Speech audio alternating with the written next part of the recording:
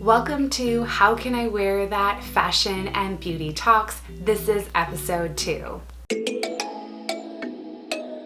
My name is Tamara and I'm a personal stylist, answering all your questions on style trends and how to style with purpose.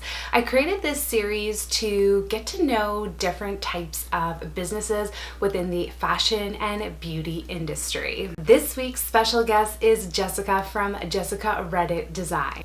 We're talking about her clothing line and where she gets her inspiration from for all of her very cool designs. Her ethically made pieces are made for everyday wear. Hello everyone and welcome back to How Can I Wear That Community Fashion and Beauty Talks. I am so excited because today we have Jessica Redditt from Jessica Redditt Designs. I met Jessica, oh my goodness, I don't even know, I guess a couple years ago. Yeah. And so Jessica, let everyone know who you are. So tell us a little bit about yourself. Well, thanks for the introduction, Tamara. I live in Vancouver. My studio is in North Vancouver. I think I met Tamara at a local market a couple years ago. And so I design locally made and naturally dyed clothing. It's mostly silk, kind of luxurious silk, loungewear pieces, kind of for every occasion, any location sort of vibe is what I'm going for, comfort and quality. Definitely beautiful stuff. Like I've had a chance to wear it and it is very, very special for sure.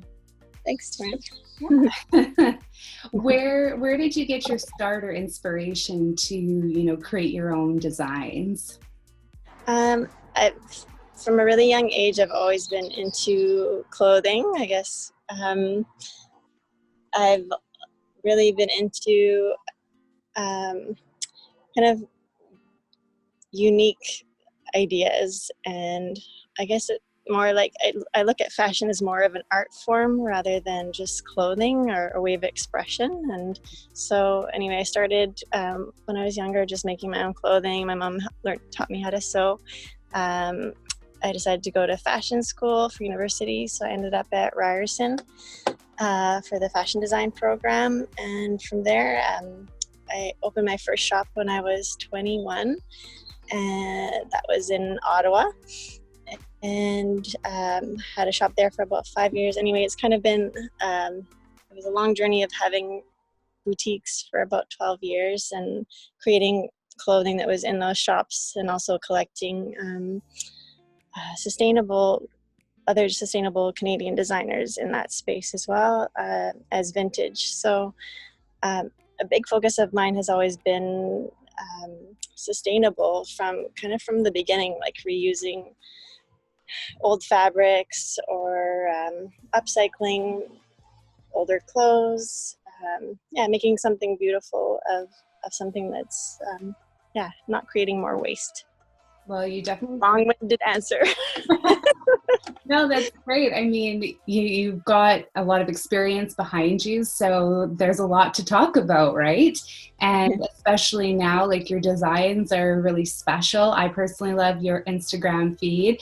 You've got a lot of creativity, and I can see that art form. And I believe fashion is also art, right? It's an expression of, who we are. And with that being said, I'd love to know, who's your, what's a fashion brand, or do you have a style icon that you look to get inspiration? When I'm put on the spot, nothing really, not one person comes to mind exactly. But one thing that I've really thought about lately is how much the fashion from the 60s and especially the 60s, but 70s as well, has always been kind of my go-to style. I'm always thrifting for those kind of styles, kind of the flower power. I want to call it hippie, but I just, it's what I'm drawn to, and it's so natural, and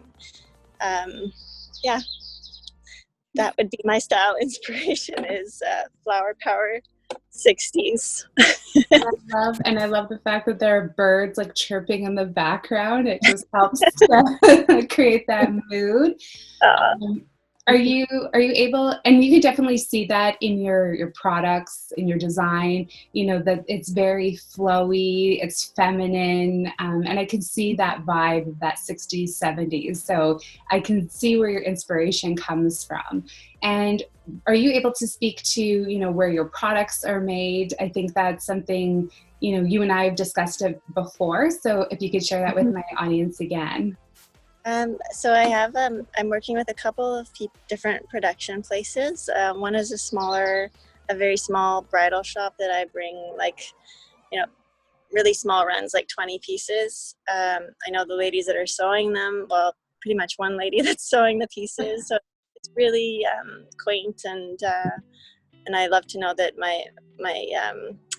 the people that are making my clothing are getting paid fair wages. So, and then I have another production company within Vancouver as well, that does 60 pieces per design, so a little bit larger, but again, one or two people that are running that cutting and sewing facility.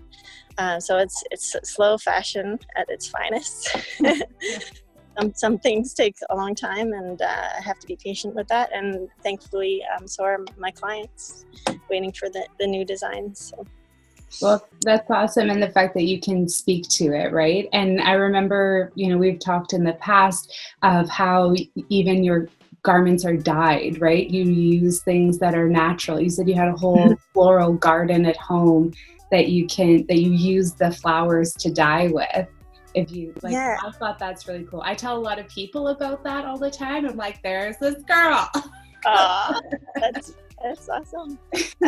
Yeah, so the cut and sew is one stage, and then I have this additional stage of growing the dyes, or just buying the natural dyes if I can't grow them myself. For example, indigo, I haven't had much luck with growing yet, even though I should be able to grow it here. But anyway, I do that process all by myself here at my home studio. And I do have a lot of fun experimenting with the dye vats, and also growing the plants. So like marigolds, for example, and cosmos. There's a whole bunch of, it's a whole world of the natural dye world. Well, it's very interesting what actually can produce dye, right? So that I think is really cool that you've taken it to the next level to be able to produce garments that people can wear, that you took the dyes from your backyard, if you can do that, right? So that's a really cool process. Now that we are in 2020, I don't know what month it is. I mean, it is July, but we for 2020, what has really changed for your business with everything that's happening? I guess the biggest thing that's obvious is there's no more markets, and I mean all of our retail spaces closed for a long time, which thankfully that's changed. But I really had to force myself to bring everything 100% to online, and selling through my website. Mm-hmm. So, and selling through Instagram, just marketing everything that way, which is a little less personal on a lot of levels, because I was used to meeting everybody face to face in a market before. But it's interesting, and I've met so many new great clients and contacts and communities through the online base. So yeah, it's just it's a different way of marketing and meeting customers. Well, it's interesting to take things online, because I think it opens the doors just a little bit more. Obviously face to face is such a great experience because you can really have a conversation with someone, but online really lets you see everybody, right? And I believe that, you know, someone like yourself, everyone should see your designs and your art form because it is very unique. So I hope that it's opened even more doors for you aside from, you know, what markets bring to you as a business. So, because that's how we met, right? Through markets. What's your favorite thing about your brand? Like, do you have a favorite piece or something about your business you truly love and admire? Oh, did we freeze? We froze a little, but I got your question. Okay, good. It was just slow. So right now, my favorite dress to date is this cowl. It's called the cowl lily dress. It's going to be ready on Friday. It's a long-awaited design, like the real slow fashion. It's taken months to get to arrive, but it's finally here, and yeah, that's definitely one to check out because it's it's just a beautiful dress. And what can I say about the favorite thing about what I do or what I design? I just really love creating pieces that are I think comfort is a huge thing to me. I used to be able to wear everything, and now like even the texture of a piece of clothing can either feel great or feel terrible. So that is a huge thing that I've focused on, and I'm happy to say that all of the pieces I'm making, I love wearing because they are comfortable. And I think I'm proud to be a company that is small and working hands-on with the people that are making it. So I know everyone that makes my clothing, and just trying to be as sustainable as possible. I mean, there's this big blanket of sustainability now out there, but as a small company, I think that I will keep trying to be as sustainable as possible, and that is one of my biggest focuses. Well, it's about transparency, right? To be able to speak to, you know, where your products are made. You mentioned that there's fair wages, and at least that the working conditions as well are safe, right? Because a lot of places, even in the States, I'm sure in Vancouver, there's underground places that aren't very sustainable.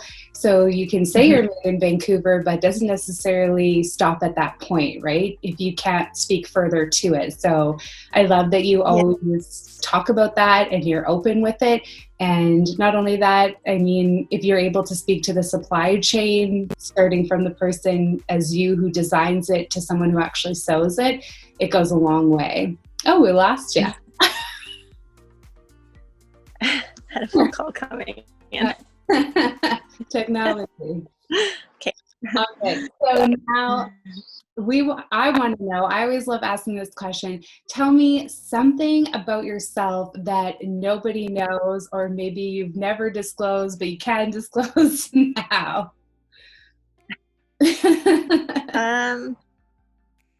There's probably a lot, but I think that well,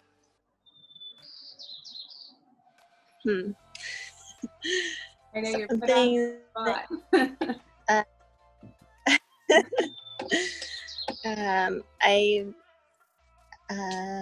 I used to dance ballet. That's been a big part of my life.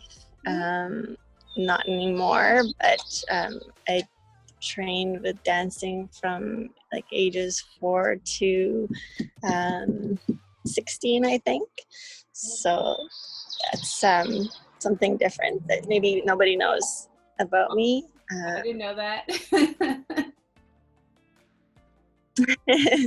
And I had my kids when I was my first baby when I was 23, which was amazing. I'm so glad I had kids early, but it's something like I share a lot about my family on Instagram and stuff, but it's something that definitely it changes one's life, and to have kids so early on in my career, it shaped my career to what it is, and I just followed that path from when I had kids. Yeah, so anyway, that's something maybe interesting about or something you might not know. Well, I mean, I didn't know that you were in ballet. That's really cool. I did ballet many moons ago, and then it stopped.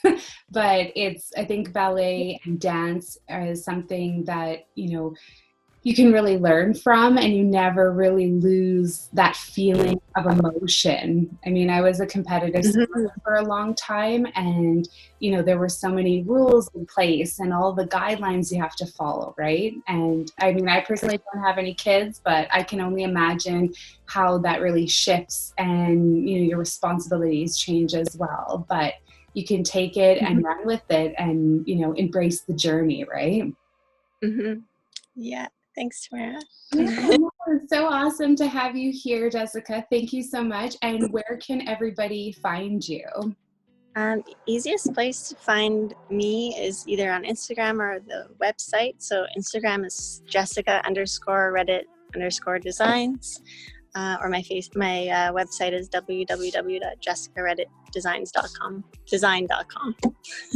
I'll make sure to put all the links in the comment or in the section so that everybody knows where to find you. Thank you again, Jessica. This has been so awesome. Thank you, everybody who's watching. Be sure to tune in every Wednesday at 12 p.m. Pacific Standard Time, and we will see you in the next one. Take care. Bye. Thanks. Bye. Thank you for tuning in to today's video. I really hope you enjoyed this interview. If you want to learn more about Jessica, you can find all of the details below. And as always, don't forget to subscribe, like this video, and be sure to share it with all of your friends. And like I always say, it's not about who you wear, but how you wear it. And I'll see you in the next one. Bye.